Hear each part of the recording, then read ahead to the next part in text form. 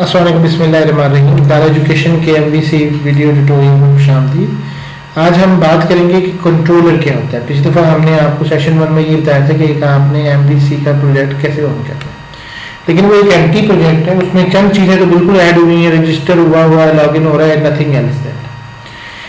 MVC stands for Model View Controller. MVC is a pattern for developing application that are well architected.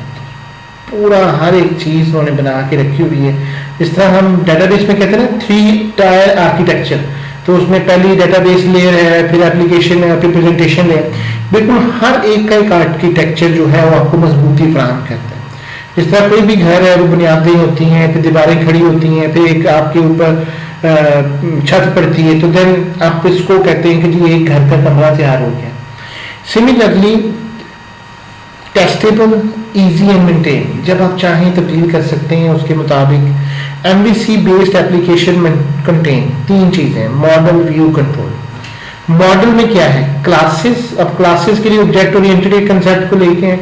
Classes basically क्या कहलाता है कि एक आपके लिए जिस तरह वो आर्किटेक्चर नक्शा डिजाइन करते हैं जिसको हम ब्लूप्रिंट कहते हैं, तो classes that represent the data for the application and that use validation logic to enforce business rules for that data. आपने जितने भी रूल्स रेगुलेशंस डाटे पे लगाने हैं वो सारे आप कहाँ लगाएंगे? मॉडल्स में। व्यू के template file that your application uses to dynamically generate HTML responses. वो जो व्यू के अंदर आपका ब्राउजर में आपको नजर आएगा, वैसे आपको टेक्स्ट बॉक्सेस नजर आ रहे हैं, कोई बाकी चीजें नजर आ रही हैं, वो सारे कौन जनरेट करेगा? आपके व्यू जनरेट करेगा। कंट्रोलर क्या करेगा? Classes that handle incoming browser request. जो ब्राउजर से आपकी रिक्वेस्ट आ रही है, जैसे आपने कोई रजिस्ट्रेशन का बनाया या प्रोडक्ट ऐड करने का बनाया, उन सबको कहाँ डील किया जाएगा? आपकी कंट्रोलर्स में। And then specifying view template and return response to the browser.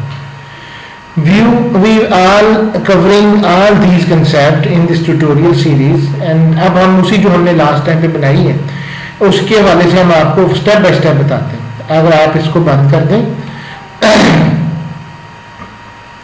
आप सोल्यूशन एक्सप्लोर पे आएंगे तो यहाँ पे आपको एक कंट्रोलर का नजर आएगा। अभी देखें, इसमें 2 आपको नजर आ रहे हैं, एक अकाउंट कंट्रोलर और एक आपको होम कंट्रोलर।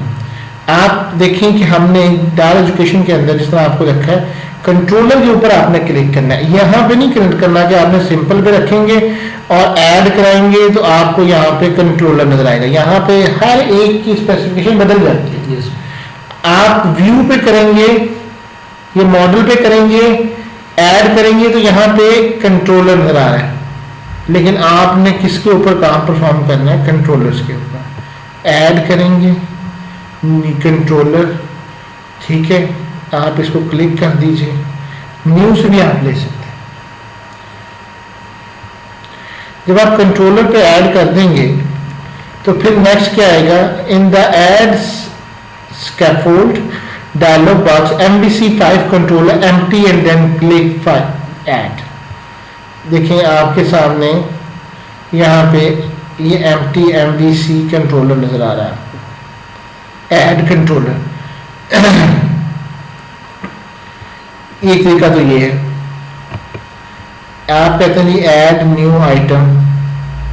जब आप न्यू आइटम करते हैं तो यहाँ पे MVC4 controller, MVC4 layout page, MVC4 view page. ये MVC5 क्यों नहीं आ रहा यहाँ पे? क्योंकि ये 2012 है। MVC5 किस में आ रहा है? 2013 में। तो आपने इससे नहीं घबराना कि ये कौन सा है, इसकी लुक में और आ रहा है क्योंकि ये आपका कंट्रोलर है MVC5 का, ये 2012 का है, 13 का है। तो आपने जो भी ऐड कंट्रोलर करना है, मैंने MVC controller class, MVC4 controller class. अब इसकी पहचान देख लें क्या। यहाँ पे कंट्रोलर नेम आपका आ रहा है और आपके पास वो एक इस तरह से ये फाइल बन जाएगी। इसकी पहचान ये है कि जब भी आपने कंट्रोलर ऐड करना है, जैसे यहाँ पे कंट्रोलर का नाम आ रहा है, तो जिस तरह इसने क्या नाम दिया हुआ है हम भी वही देते हैं ताकि आप इसके ट्यूटोरियल के मुताबिक चल सकें। हेलो वर्ल्ड कंट्रोलर, इसका काम है सिंपल एक एप्लीकेशन बनाना।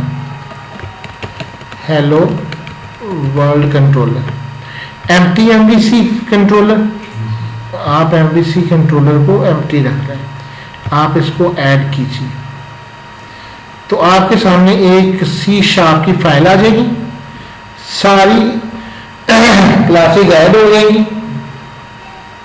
इनहेरिटेंस भी हो चुकी, कंट्रोलर क्लास से इनहेरिटेंस हुआ है ना, दो कॉलम का मतलब इनहेरिटेंस हो गया, पब्लिक एक्शन रिजल्ट इंडेक्स और एक रिटर्न व्यू आएगा, ये ऑटोमेटिकली परफॉर्म हो जाएगा। जब आप ऐड कंट्रोलर कर लेंगे तो आपके सामने ये कोड आ जाएगा। अब जरा गौर कीजिएगा, अब आपने सिर्फ एक क्लास ऐड की थी, इसका व्यू नहीं आपने ऐड किया था, नहीं किया ना आपने, लेकिन जैसे ही कंट्रोलर बना, आप अब भी जाके देखेंगे सोल्यूशन एक्सप्लोरर में, तो इसका व्यू के अंदर आप देखें कि व्यू था, कौन सा था, मॉडल था ना, व्यू था,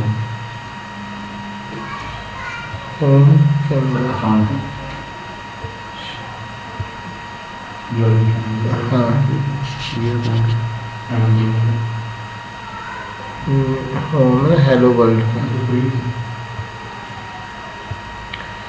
अच्छा ये जो आपका सी शार्प का आ रहा है, ये बेसिकली आपका हेलो वर्ल्ड कंट्रोलर है, और अभी इसका व्यू जो आप बनाएंगे that was a different thing.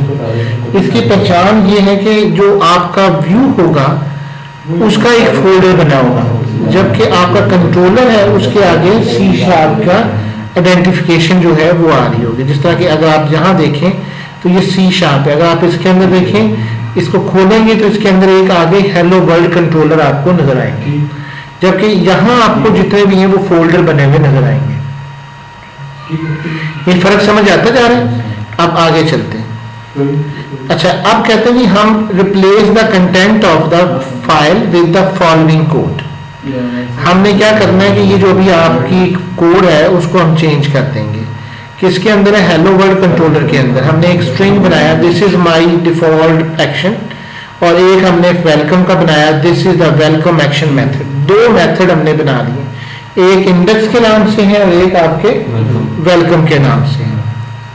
This is default action. अब देखें ये इंडेक्स का नाम पहले ही आ रहा है, public action result index. Public इसलिए होता है, इनकैप्सुलेशन की हम बात करते हैं, और पब्लिक से मुराद क्या होता है कि it will be viewable to the all thing. अब हम यहाँ पे इसको मैं रिप्लेस कर रहा हूं, इनकैप्सुलेशन आ गई, और इसके बाद हमने क्या किया, देखिए जो भी आपने बनाना है स्ट्रिंग है, क्योंकि आप उसको डिस्प्ले करवा रहे हैं with the help of return time. ये इंडेक्स आ गया, स्ट्रिंग, सॉरी ये देखिए एरर आ गया क्योंकि मैंने स्ट्रिंग लेना था, स्ट्रिंग, और ये रिटर्न आ गया इंडेक्स, दिस इज द, वही जो आपने बी करना है, बी बोल्ड दे, this is the default action of data education. जो भी अभी तो क्योंकि सिंपल है ना, आपने समझना है कि हमने अपने फंक्शन कैसे बनाने हैं। आप चाहें तो अपने जितने भी उसके अंदर मेथोडोलॉजी हम करेंगे वो इंशाल्लाह हम कंट्रोलर्स में किस तरह लगाएंगे। एक पब्लिक का, एक मैंने स्ट्रिंग बनाया, एक मैं पब्लिक का और स्ट्रिंग बनाता हूं, जिस तरह के यहाँ पे बताया जा रहा है। ये भी स्ट्रिंग इंटीजर भी ले सकते हैं, लेकिन मैं एक फंक्शन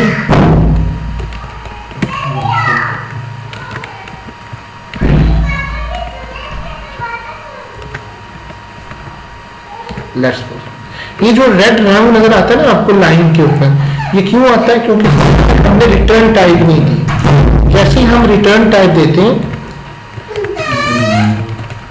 वेलकम टू डार एजुकेशन, ये मेरे दो ऑब्जेक्ट बने, और मैं यहां से ये जो एक्शन रिजल्ट है, if I want to change it, delete it, I will, ये मेरा कंट्रोलर हो गया। अगर आप इसको अंदर देखें, रिप्लेस द कंटेंट मैंने दो किए, अब इसको समझें। The controller method will return a string of HTML as an example. अभी हमने ये देखना है कि हमारा ये चलता है तो कैसे चलेगा। The controller is named as hello world controller and the first method is named as index. जो पहला चलेगा वो आपकी index की फाइल चलेगी. Let's invoke it from a browser. Run the application. Press Ctrl F5. The browser open hello world to the path in the address bar as compared to the rest. अब हमने इसको run करना है. यहाँ से मैं इसको Google Chrome करता हूँ.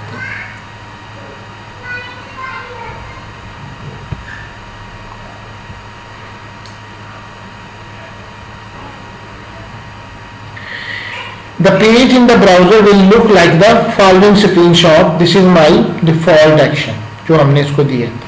ASP.NET MVC invoke different controller classes and different invoke कहते हैं जब आप कोई चीज को रन करते हैं, कोई चीज को परफॉर्म करते हैं तो उसका इंस्टेंस जब वर्किंग में आ जाता है तो वो इन्वोक हो जाता है.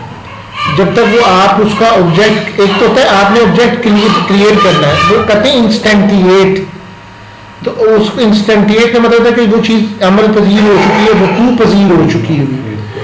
इन्वोक का भी यही मतलब है. जब तक आप उस चीज को देखें, आपके पास बटन बने हुए बहुत सारे और आपने उस बटन के ऊपर जब तक प्रेस नहीं करेंगे आपका वो काम परफॉर्म नहीं होगा. इस काम को इन्वोक कहते हैं. आपने एक फंक्शन बना लिया, फंक्शन को आप जब तक उसको कॉल नहीं करेंगे वो चीज कॉल नहीं होगी.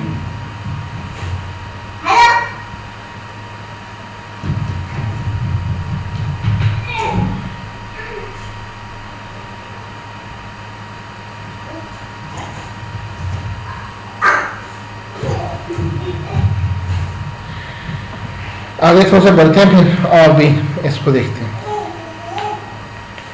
ASP.NET MVC invoke different controller classes. अगर आप इसको यहाँ पे आ जाए तो hello world, this is the default action of the document. खुद ब खुद तो नहीं ना इन्वोक हुआ, आपने इस पेज को कॉल किया तो वो फंक्शन परफॉर्म होगा. नहीं तो आपकी वहीं पर वो पेज खड़ा था, आप उसको रन नहीं कर सकते. तो आप जितने भी बनाएंगे आप वो सारे अपनी क्लासेस और बना के रख देंगे. वो इन्वोक उस वक्त होंगे जब यूजर को उसकी जरूरत पेश आएगी. अब इसी चीज के आगे चलें. ये चीज यहां तक समझ आ गई. हमने ये स्क्रीन पे लिया है. You set the following routing in the apps to start route configure. अगर आप चाहते हैं कि ये आपका पहला पेज आता तो अब इसको हमने कैसे सेट करना है. आपने एक देखेंगे कि यहाँ पे एप्लीकेशन बनी होगी. इसको मैं बंद कर रहा हूँ. ये भी मैं आपको इसकी अवेयरनेस दे रहा हूँ कि आपका जो ये इंटरफेस है इसमें कई कई नई चीजें.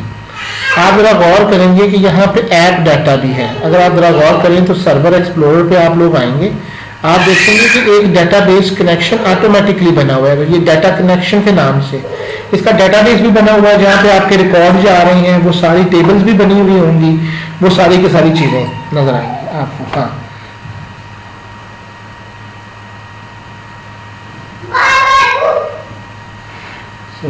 इस पे रिफ्रेश करो फिर.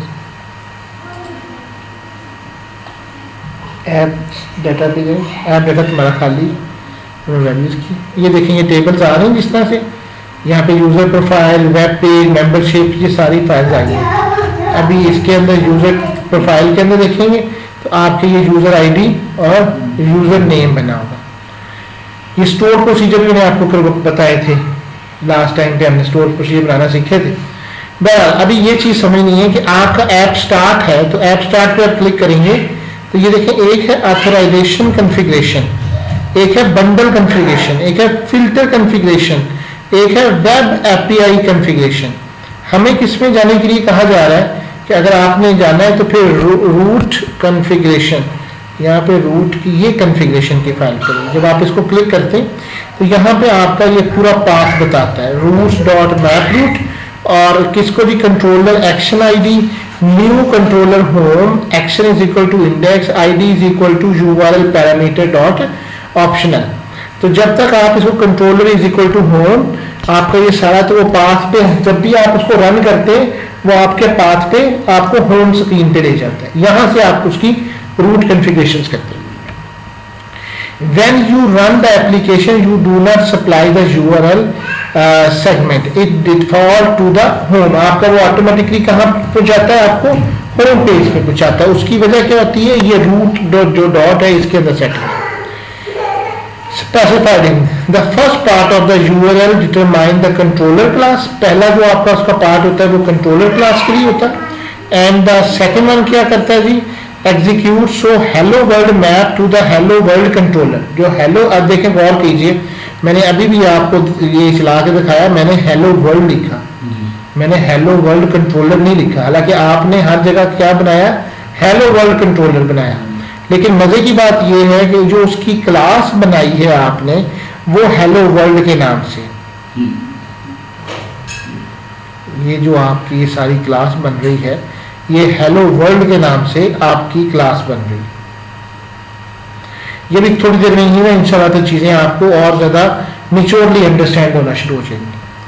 अच्छा, अब ब्राउज टू द लोकल, और आप इसका एक हेलो वर्ल्ड में आप आ गए, जैसे ये हेलो वर्ल्ड है, आप आगे देखें वेलकम, हेलो वेलकम टू डार एजुकेशन। आप मुझे बताएंगे ये कहां से आ रहा है? बहुत सिंपल था, अब गौर कीजिएगा, हमने ये दो बनाए हैं, ये वेलकम का है। अगर मैं यहाँ पे, अब आपके सामने ऑब्जेक्ट ओरिएंटेड अपने सही रूप में नजर आना शुरू हो जाएगी। सर हमने ऊपर इंडेक्स नहीं लिखा था, इंडेक्स डिफॉल्ट होता है जब आप एक क्लास के कंट्रोलर में चले। अब यही तो समझाने के लिए ले रहा हूं ना आपको। यहां देखिएगा, एक मैंने और क्लास बनाई, हेलो स्टूडेंट्स, ये मैंने समझ लो यूएल वट, हेलो एल आई क्या होता है, यू होता है ना अंडरलाइन के लिए, your result is going on. Let's suppose ये मैंने यू कर दिया, ये मैंने बंद कर दिया। अब गौर कीजिए, इसको मैं अब देखिएगा, मैं स्टूडेंट करने की कोशिश करता हूं तो वेलकम है ना। अब मुझे बताएं कि ये चलेगा? नहीं चलेगा। क्यों?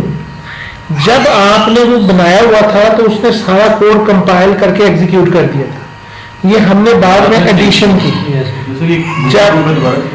जब हम इसको दोबारा चलाएंगे, ठीक है, तो ये उसकी सारी की सारी कॉन्फ़िगरेशन पूरी बनाएगा, इसका क्लास बनाएगा और फिर उस क्लास के अंदर रखेगा।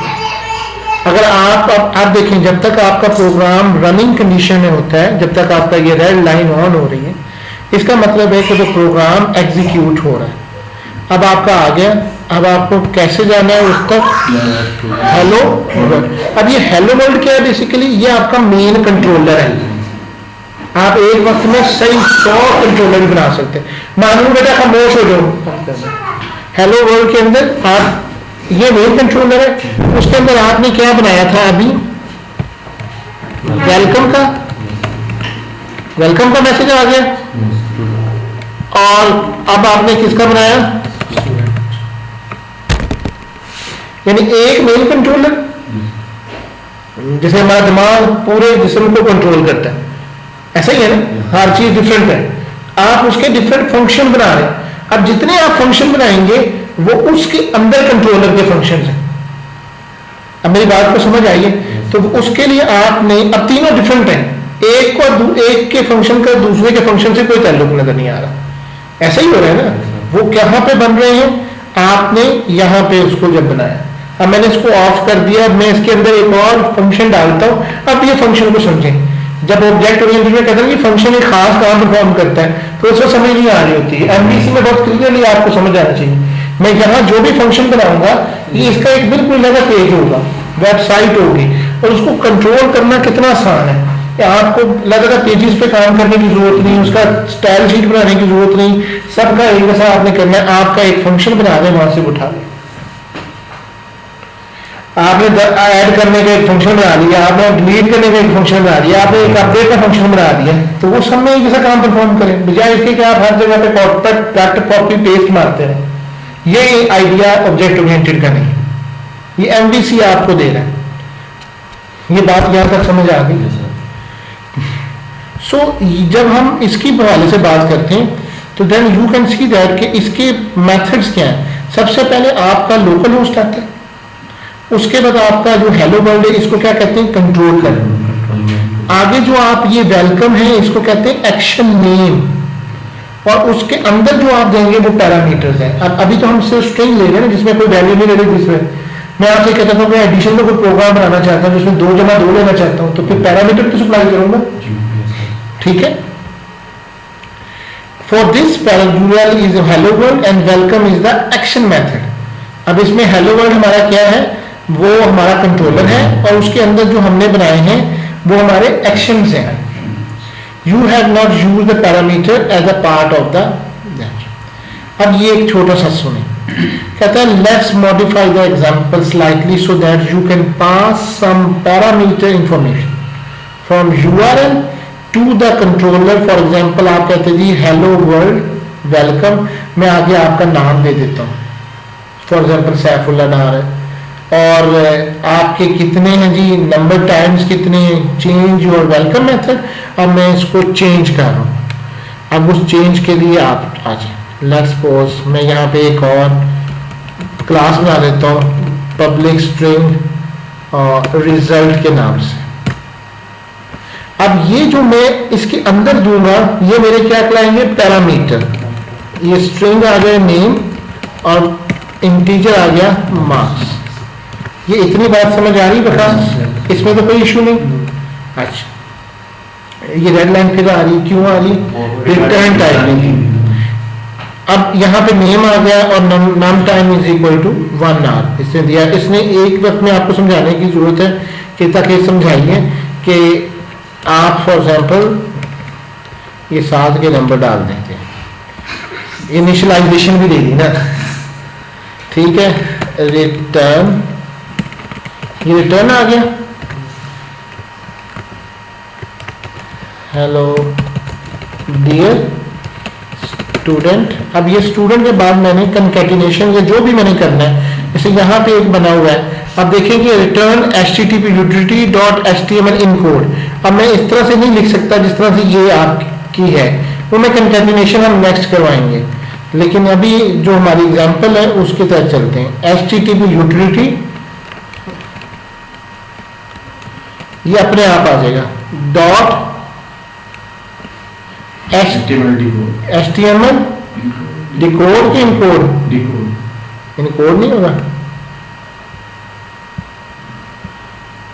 इनकोड डीकोड होता है, उसकी वैल्यू को डीकोड करना। अच्छा अब इसके अंदर बनाएंगे आप हेलो डियर स्टूडेंट, डियर या जैसे नाम आना चाहिए। अब ये कंकैटिनेशन आ गई और यहाँ नेम आ गया। अब नेम क्या से उठा रहा है, ये नेम आपका यहाँ से, यू गॉट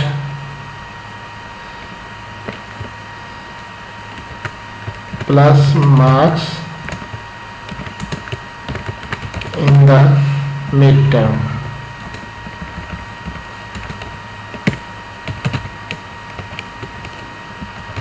एग्जाम, ये हो गया, ये इसको मैंने सेव किया और अब मैं इसको गूगल क्रोम कर देता हूँ।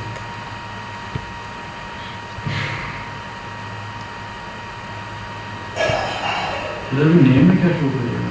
साथ नेम में भी कुछ नहीं ना डाला, मैं भी दिखाता हूँ कि हम पैरामीटर की वैल्यूज को किस तरह, मैंने एक बताई कि इनिशियलाइजेशन की वैल्यू ले ली, हम चाहे तो जितनी मर्जी ले सकते। जाहिर सी बात है जब हम यूजर से वैल्यूज लेंगे तो वो वैल्यूज उसी मेथड के थ्रू जाएंगी, HTML इनकोडिंग के जरिए हम उसको उठाएंगे।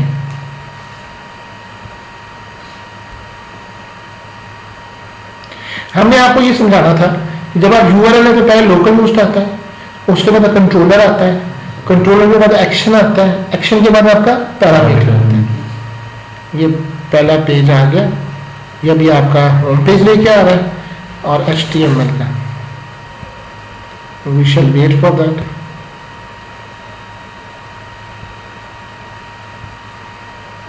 बंदा किसी को गिफ्ट करना चाह रहे हैं, चंगा इतने अपना लैपटॉप नहीं कोई लेना। हेलो वर्ल्ड आ गया अच्छा, हेलो वर्ल्ड के बाद वेलकम नहीं यार, स्टूडेंट भी नहीं यार सर, वो मार्क्स अभी हमने रिजल्ट बनाया था ना। अब रिजल्ट जैसे मैं करूंगा, दिस इज द, आप देखेंगे कि क्या आ रहा है। Hello dear you got 12 in the mid term exam. क्यों हुआ कि जो इनिशियलाइजेशन वैल्यू थी वो तो आ रही है, नाम कैसे आएगा? जैसे ऊपर आपने रिजल्ट दिया, क्वेश्चन मार्क लगा के आप लिखते हैं 7, यहां पे आएगा नेम इज इक्वल टू 7।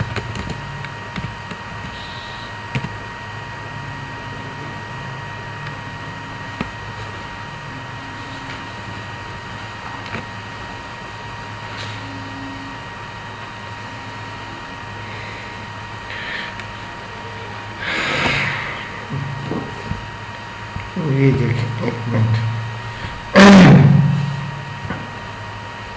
अच्छा, यहाँ पे हमने ऊपर वो देखा नहीं, हेलो वर्ल्ड, ये जैसे ये आ रहा है, यहाँ पे नेम इज इक्वल टू आ रहा है, ये आ गया URL, जैसे यहाँ पे हेलो वर्ल्ड, वेलकम हमने क्या दिया हुआ था, result, question mark, name is equal to, name is equal to, name ही दिया था हमने या कुछ और पैरामीटर दिए, इसको चेक कर लें। नेम स्ट्रिंग नेम है, इससे बड़ा फर्क पड़ जाता है क्योंकि जब आप वैल्यूज देते हैं, ठीक है, यहाँ पे ये नेम इज इक्वल टू 7 क्यों कर रहा है, बेसिकली जैसा परसेंट ये आ गया हेलो डियर, स्पेस आ गई थी ना, स्पेस नहीं आनी चाहिए थी, ये वैल्यू जो है 7 आ गई, ठीक है। और अब मैं अगर इनिशियलाइजेशन की वैल्यू को ओवरराइड करना चाहता हूं तो एंड का साइन लगाऊंगा, जिस तरह के आपने पैरामीटर के लिए मार्क्स, जिस तरह यहाँ पे लगा हुआ है, एंड का साइन लगाएंगे और आपने मार्क्स दिए, जो मार्क्स है इक्वल टू, और कम कर देते हैं 10, तो देन यू सेड एज, और किसके हैं, नूर फातिमा की कर लेते हैं okay, you can understand that.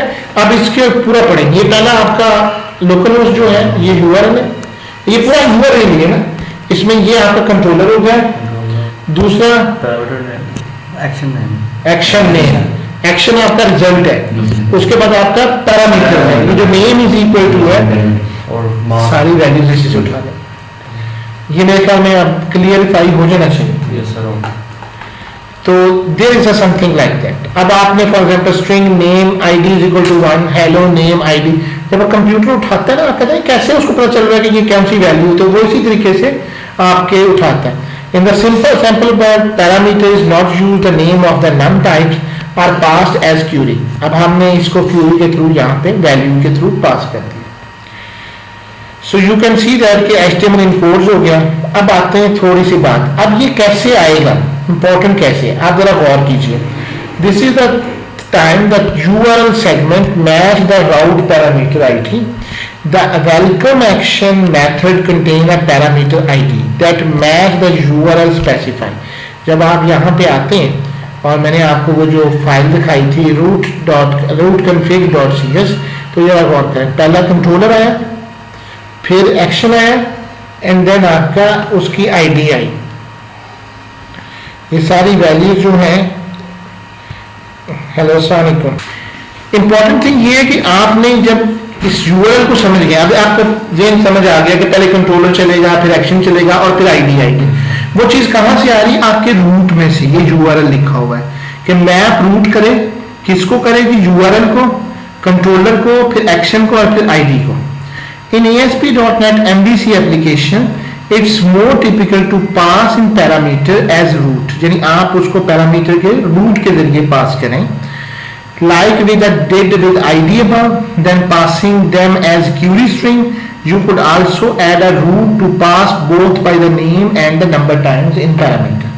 A root data in the URL. अब जैसे ये एक हमने मैप रूट किया, ये देखें हमने अभी पहला आपका रूट बना हुआ था डिफॉल्ट के नाम से, अब हम रूट किसके नाम से बना रहे हैं, हेलो के नाम से। हम यहाँ पे दे रहे हैं कि URL कंट्रोलर एक्शन और फिर नेम एंड देन फिर आईडी एड द हेलो, यानी आपने जिस तरतीब से बना के जाना है उस तरतीब से आप पूरा का पूरा अपने मैप रूटिंग में काम करेंगे। आज हम इसी चीज को बनाते हैं, यानी ये आपका रूट डॉट मैप है, यहां तक इसकी पूरी की पूरी है। आप यहां पे लिखेंगे रूट्स डॉट मैप रूट, ये दो है, मैप पेज रूट और मैप रूट। आपने अभी मैप रूट लेना है।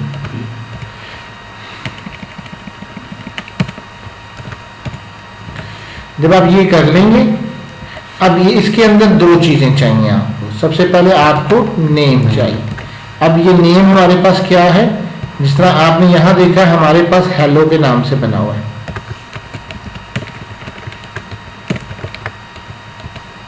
हेलो, फिर हमने क्या देना है, और भी बहुत सारी प्रॉपर्टीज हैं। और इसके अंदर जब आप ये करते हैं कि URL के बाद डबल कोट्स और ये कर्ली ब्रैकेट्स लगाते हैं, तो इसका मतलब ये होता है कि आप एक से ज्यादा उसको ना इंडिकेट कर रहे हैं। कंट्रोलर, फिर action,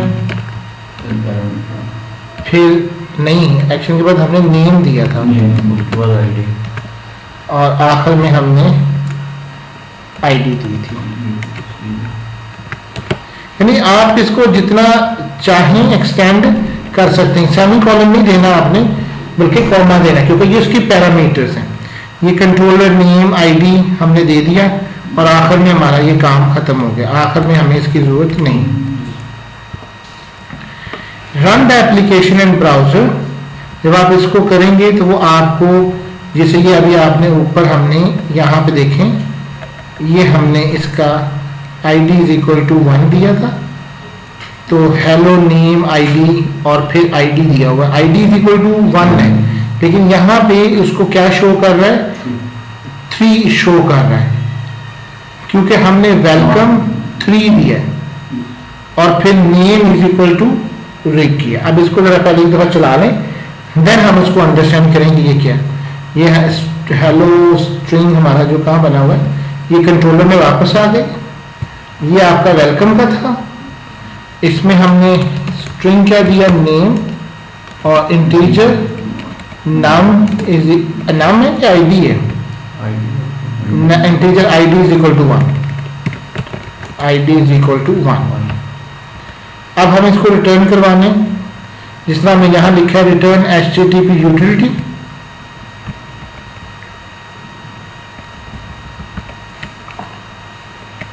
return HTTP utility dot HTML इन कोड। और ये क्या कह रहा है जी, हमने पहले क्या किया, ये hello plus name, hello plus name ID plus ID, ये मेरा। अब जरा एक दफा इसको रन करते हैं और ये सिंगल इन्वर्टेड कॉमा लगाया तो उसने हमें कर दिया।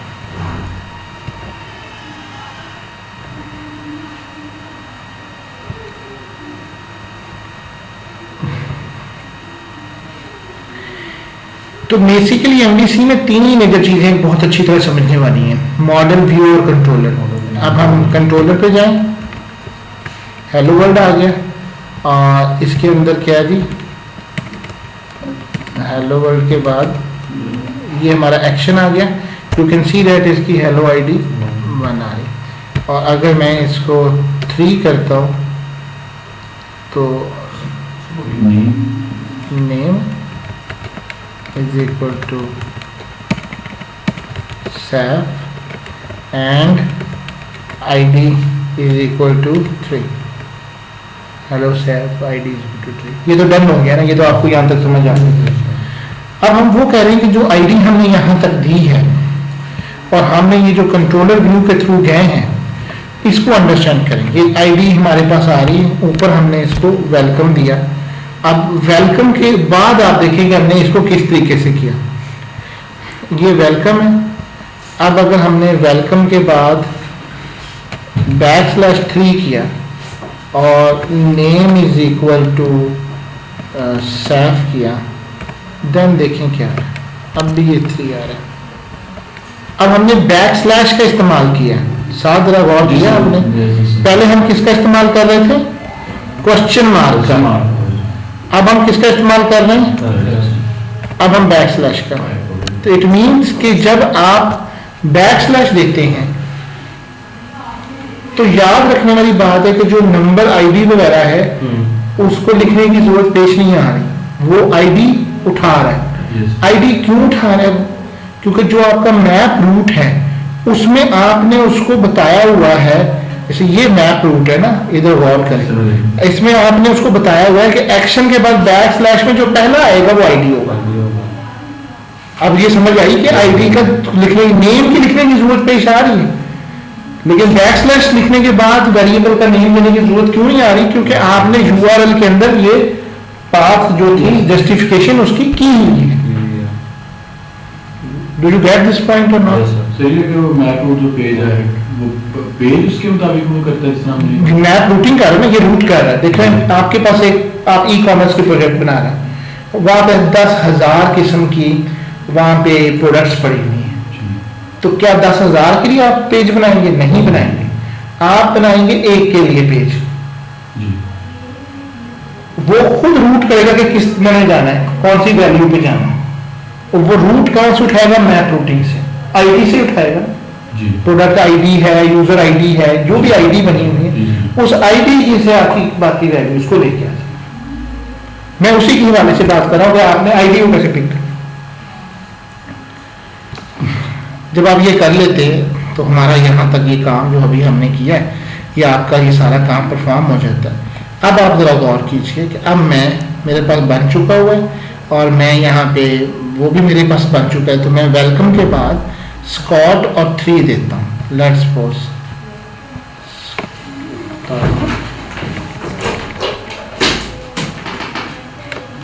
वेलकम के बाद फॉर एग्जांपल साद और ये मैं 34। अब मजे की बात आपने देखी, मैंने वेरिएबल के नेम भी नहीं दिए। पहले हमने समझा कंट्रोलर क्या चीज है, फिर एक्शन पे आए। अब देखो तो मैंने \34 किया, उसने खुद अपनी जगह पे उनकी वैल्यूज को सेट किया, कंप्यूटर ने रूट किया था। ठीक है, मैप हमने रूट कर दिया, हमने उसे बता दिया था कि क्या रूटिंग होगी। वो रूटिंग में पहले नेम आएगा फिर आईडी आएगा। आप इस तरीके से 15 चीजें भी उठाना चाहें तो आप उन चीजों को उठा सकते हैं। आपको ये वेरिएबल का नेम देने की हर दफा जरूरत नहीं। पहले मरले में मैंने आपको बताया कि पैरामीटर कैसे पास होने हैं, फिर हमने देखा कि नेम इज इक्वल टू साद और आईडी, फिर हमने देखा कि एक आईडी कैसे ऑटोमेटिकली लेना है। अब हमने और पैरामीटर को उठाना शुरू कर दिया। अब इसमें आपको वो साथ में वेरिएबल का नेम देने की जरूरत नहीं है। Do you get this point? तो इसमें कोई टेंशन आपको समझ ना आ रही हो तो ये चीज समझ आ गई आपको? तो थैंक यू वेरी मच। आपका कंट्रोलर जो है उसके ये पार्ट्स ओके हो गए। अल्लाह हाफिज़।